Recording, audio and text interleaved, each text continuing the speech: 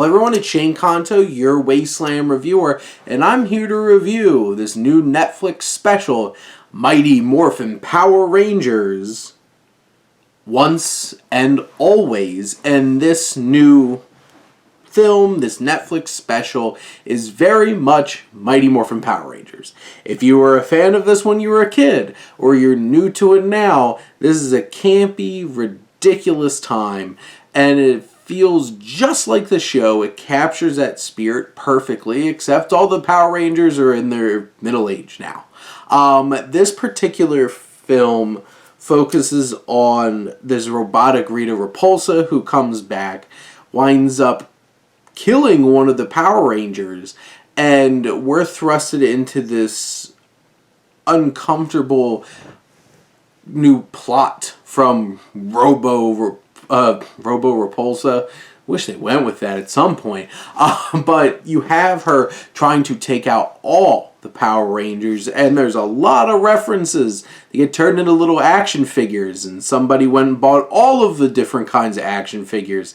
This is a giant ad for, I guess, Power Rangers action figures too.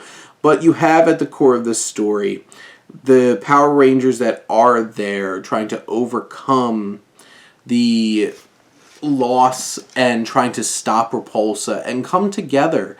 And you know, you have them kicking and punching a bunch of putties. You have these crazy creatures that Rita Repulsa brings along, and you have a Megazord fight, except it's stupid CGI and it's not people in suits. CGI looked terrible, so bad, because there's like no budget to this movie. Should have just had people in suits. At least it's campy. The CGI just looked bad.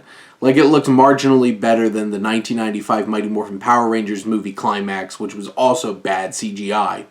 But this is campy. It's ridiculous. It's Power Rangers. You get those big, like, when they bring the Megazord together, or they're screaming Go-Go Power Rangers, or it's Morphin time. You get that nostalgia. Kicks you right back. But when you take a step back and really think about this is 55 minutes.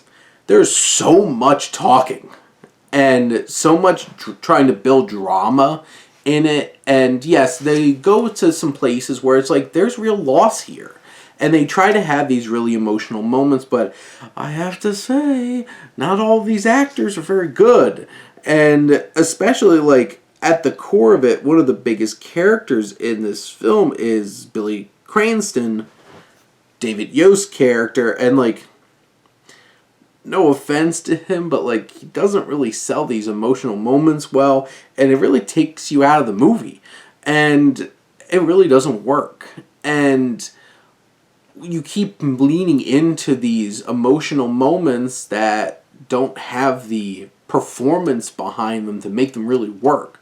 So then you keep getting distracted from the fun that you want to have by well-intentioned writing, but ineffective execution.